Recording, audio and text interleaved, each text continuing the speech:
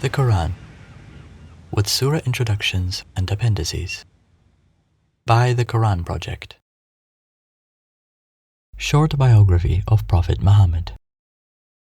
Although we can find God by reflecting upon natural phenomena, we need a prophet to learn why we were created, where we came from, where we are going, and how to worship our Creator properly. Prophets guided people through personal conduct and the heavenly religions they conveyed to develop their inborn capacities and directed them toward the purpose of their creation. Had it not been for them, humanity would have been left to decay. As humanity needs social justice as much as it needs private inner peace, the prophets taught the laws of life and established the rules for a perfect social life based on justice. Thus, prophets were sent throughout history, and whenever humanity would fall into darkness, God would send another one to enlighten them again. This continued until the coming of the last prophet. There may be numerous points of difference among the various religions of the world, but they all agreed on the advent of a world teacher, who has been mentioned as the special prophet, known as the slave by Isaiah, the Holy One with 10,000 saints by Moses, and as the Paraclete by Jesus. The Prophet's birth. Muhammad, son of Abdullah, son of Abdul Muttalib, of the tribe of Quraysh, was born in Makkah in the year 571 CE. His father died before he was born, and he was raised first by his grandfather, Abdul Muttalib, and after his grandfather's death, by his uncle, Abu Talib. As a young boy, he traveled with his uncle in the merchant's caravan to Syria, and some years later made the same journey in the service of a wealthy widow named Khadija. So faithfully he conducted her business, and so excellent was the report of his behavior, which she received from her old servant who had accompanied him, that she soon afterwards married her young agent, and the marriage proved a very happy one, though she was 15 years older than he was. Throughout the 26 years of their life together, he remained devoted to her, and after her death, when he took other wives, he always mentioned her with the greatest love and reverence. This marriage gave him rank among the notables of Mecca, while his conduct earned for him the title Al-Amin, the Trustworthy. Physical description. One of the most comprehensive and detailed descriptions we have of the Prophet Muhammad came from a Bedouin woman who would take care of travelers who passed by her tent. The Prophet once stopped by her with his companions for food and rest. The Prophet asked her if they could buy some meat or dates from her, but she could not find anything. The Prophet looked towards a sheep next to the tent. He asked her, "What is wrong with this sheep?" She replied, "The sheep is fatigued and is weaker than the other sheep." The Prophet asked, "Does it milk?" She replied, "I swear by your mother and father, if I saw milk from it, then I would milk it." He then called the sheep and moved his hand over its udder. He pronounced the name of God and praised him. Then he called the woman when the sheep steadied its feet and its udder filled. He asked for a large container and milked it until it was filled. The woman drank until full, as did his companions. Then it was milked for a second time until the container was full, and they left her and continued on their journey. After a short while, the husband of the Bedouin woman returned from herding goats. He saw the milk and said to his wife, "Where did you get this milk from?" She replied, "I swear by God, a blessed man came to us today." He said, "Describe him to me."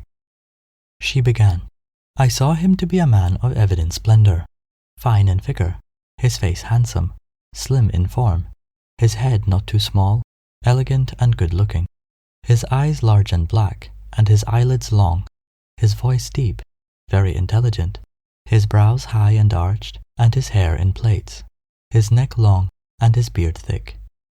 He gave an impression of dignity when silent, and of high intelligence when he talked. His words were impressive, and his speech decisive, not trivial nor trite, his ideas like pearls moving on their string. He seemed the most splendid and fine-looking man from a distance, and the very best of all from close by. Medium in height, the eye not finding him too tall nor too short, a branch as it were between two others, but he was the finest looking of the three, the best proportioned.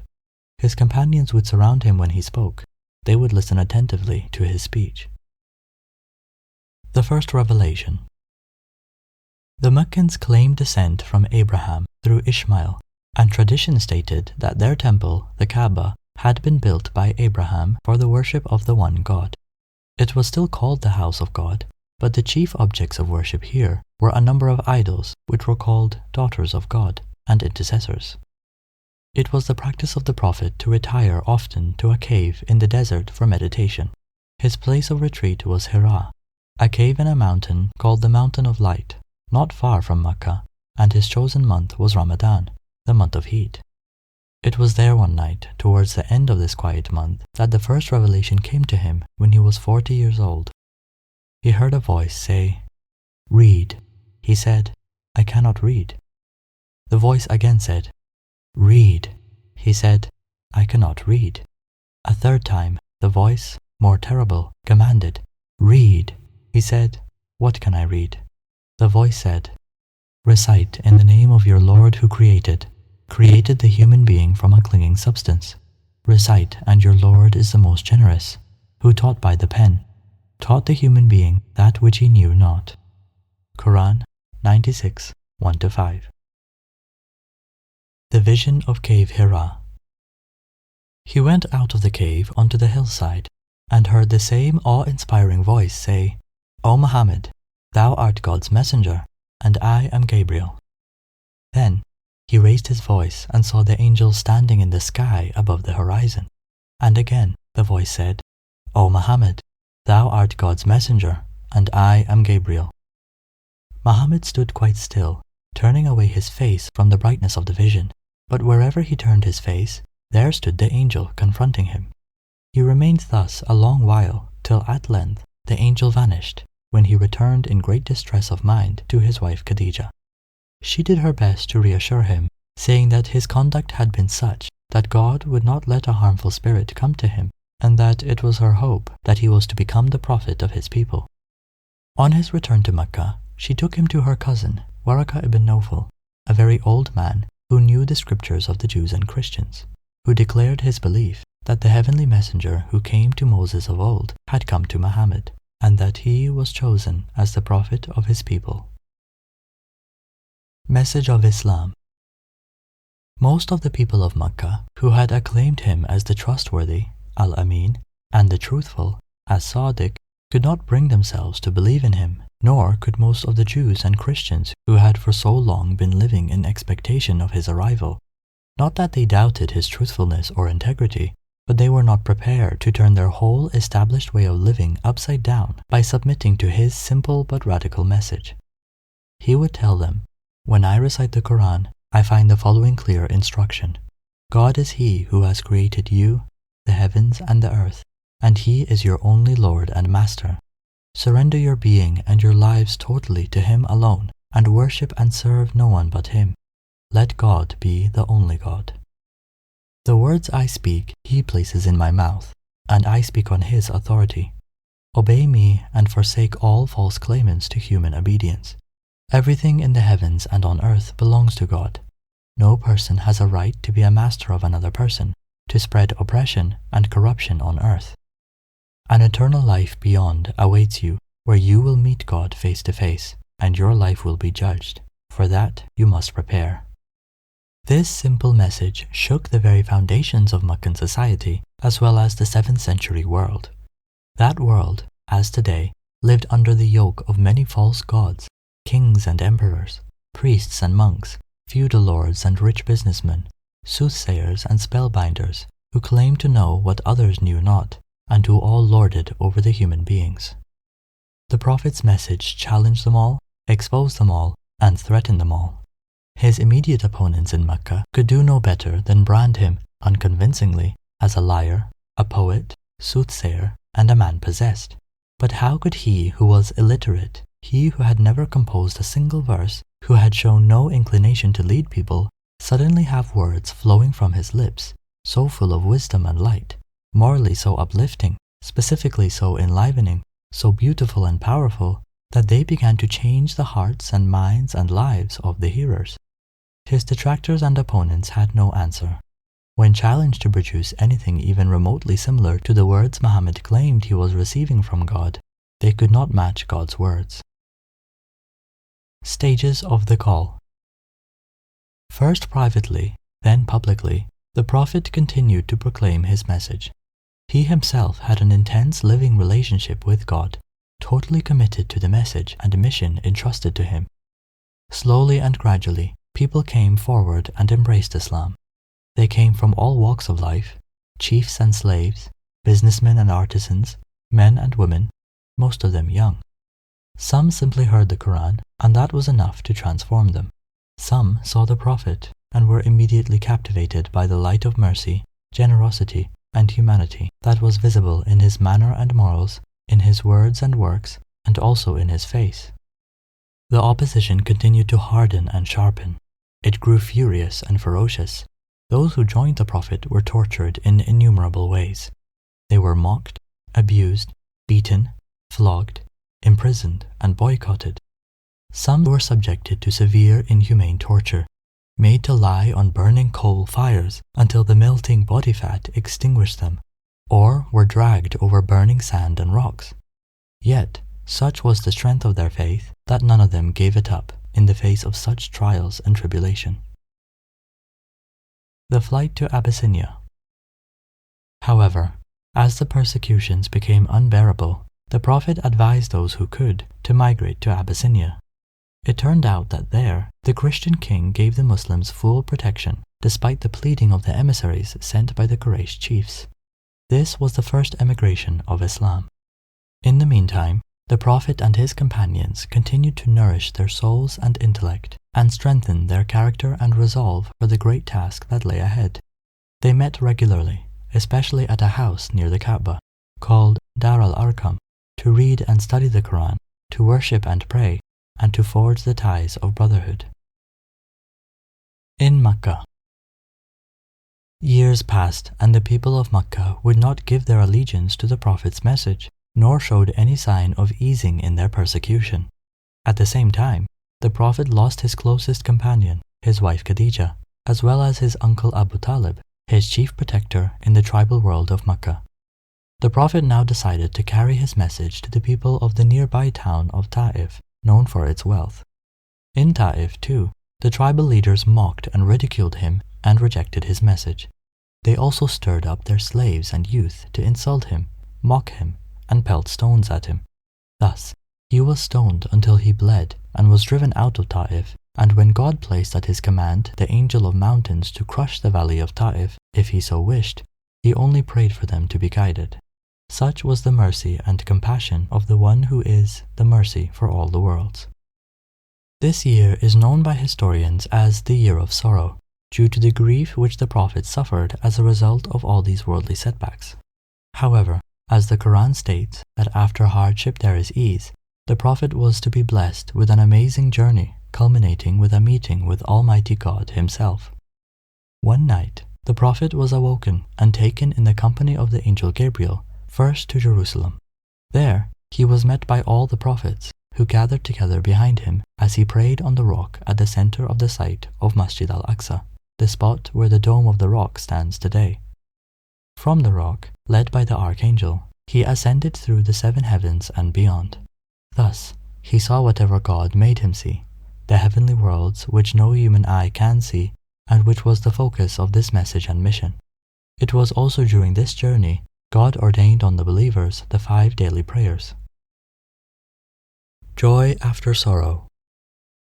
In quick succession, the Prophet had suffered the terrible loss of his wife Khadija, his intimate and beloved companion for 25 years, and of Abu Talib, his guardian and protector against the bloodthirsty Meccan foes, and encountered the worst ever rejection, humiliation, and persecution at nearby Ta'if.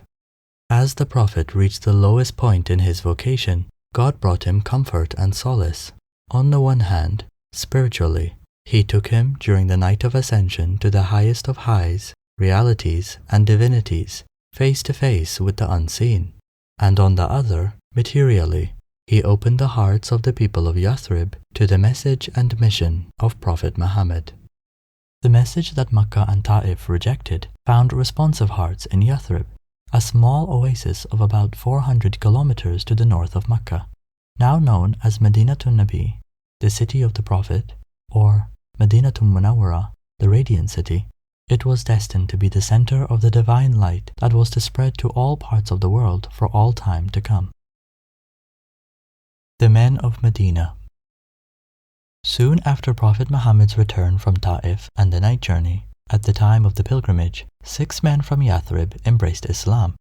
They delivered the message of Islam to as many people as they could, and at the time of the next pilgrimage, in the year 621 CE, 12 people came. They pledged themselves to the Prophet that they would make no god besides God, that they would neither steal nor commit fornication, nor slay their infants, nor utter slanders, nor disobey him in that which is right. The Prophet said, "If you fulfill this pledge, then paradise is yours." This time, the Prophet sent Musab ibn Umair with them to teach them the Qur'an and Islam, and to spread the message of Islam. More and more people, over the course of a year, tribal leaders, men and women, became Muslims. At the time of the next pilgrimage, they decided to send a delegation to the Prophet, make a pledge to him, and invited him and all Muslims in Makkah to Medina as a sanctuary and as a base for spreading the divine message of Islam. In all, 73 men and 2 women came. They met the Prophet at Aqaba. They pledged to protect the Prophet as they would protect their own women and children, and to fight against all men, red and black, even if their nobles were killed and they suffered the loss of all their possessions. When asked what their return would be if they fulfilled their pledge, the Prophet said, "Paradise." Thus, the beginning was made. The foundations of the Islamic society, state, and civilization were set. The road was now open for the persecuted and tortured followers of the Prophet to come to the land of Islam, which was to be Medina. Gradually, most of the believers found their way to Medina. Their Meccan foes could not bear to see the Muslims living in peace. They knew the power of the Prophet's message. They knew the strength of those dedicated believers who cared about nothing for the age-old Arab customs and ties of kinship, and who, if they had to, would fight for their faith. The Meccans sensed the danger that the Muslims' presence in Medina posed for their northern caravan routes. They saw no other way to stop all this but to kill the Prophet. Plot to murder the Prophet. Hence, they hatched a conspiracy. One strong and well-connected young man was to be nominated by each clan, and all of them were to pounce upon and kill the Prophet one morning as he came out of his house, so that his blood would be on all the clan's hands. Thus, the Prophet's clan would have to accept blood money in place of revenge. Informed of the plot by the angel Gabriel and instructed to leave Makkah for Medina, the Prophet went to Abu Bakr's house to finalize the travel arrangements. Abu Bakr was overjoyed at having been chosen for the honor and blessing of being the Prophet's companion on his blessed, momentous, sacred, and epoch-making journey. He offered his she-camel to the Prophet, but the Prophet insisted on paying its price. On the fateful night, as darkness fell, the youths selected by the Quraysh leaders to kill the Prophet surrounded his house. They decided to pounce on him when he came out of his house for the dawn prayer. Meanwhile, the Prophet handed over all of the money left by the Meccans with him for safekeeping to Ali. Ali offered to lie in the Prophet's bed. The Prophet slipped out of his house, threw a little dust in their direction, and walked past his enemies, whose eyes were still on the house. He met Abu Bakr at his house, and they both traveled to a nearby cave. When the Quraysh realized that the Prophet had evaded them, they were furious. They looked for him everywhere to no success, and then announced a reward of 100 she-camels for anybody who would bring them to the Prophet, dead or alive. A tribal chief, Sūrah, sighted the Prophet and followed him, hoping to earn the reward. The Prophet, with bloodthirsty foes in pursuit and an uncertain future ahead of him in Medina, told Sūrah, "A day will come when Kisra's golden bracelets, king of Persia, will be in Sūrah's hands." Thereafter, Sūrah retreated, and the Prophet proceeded towards Medina. 4 stages of the Prophet's life in Makkah. The Meccan period can be summarized in 4 stages. 1. The first stage began with his appointment as a messenger and ended with the proclamation of prophethood 3 years later. During this period, the message was given secretly to some selected persons only, but the common people of Makkah were not aware of it. 2. The second stage lasted for 2 years after the proclamation of his prophethood. It began with opposition by individuals, then it took the shape of antagonism, ridicule, derision, accusation, abuse, and false propaganda. Then, gangs were formed to persecute those Muslims who were comparatively poor, weak, and helpless. 3. The third stage lasted for about 6 years from the beginning of the persecution to the death of Abu Talib and Khadija in the 10th year of prophethood. During this period, the persecution of the Muslims became so savage and brutal that many of them were forced to migrate to Abyssinia, while social and economic boycott was applied against the remaining believers. 4. The fourth stage lasted for about 3 years, from the 10th to the 13th year of prophethood. This was a period of hard trials and grievous sufferings for the Prophet and his followers. Life had become unendurable at Makkah, and there appeared to be no place of refuge, even outside it. So much so that when the Prophet went to Ta'if, it offered no shelter or protection. Besides this, on the occasion of Hajj, he would appeal to each and every Arab clan to accept his invitation to Islam, but was met with blank refusal from every quarter. At the same time, the people of Makkah were holding councils to get rid of him by killing or imprisoning or banishing him from their city. It was at that most critical time that God opened for Islam the hearts of the people of Yathrib, where he migrated at their invitation.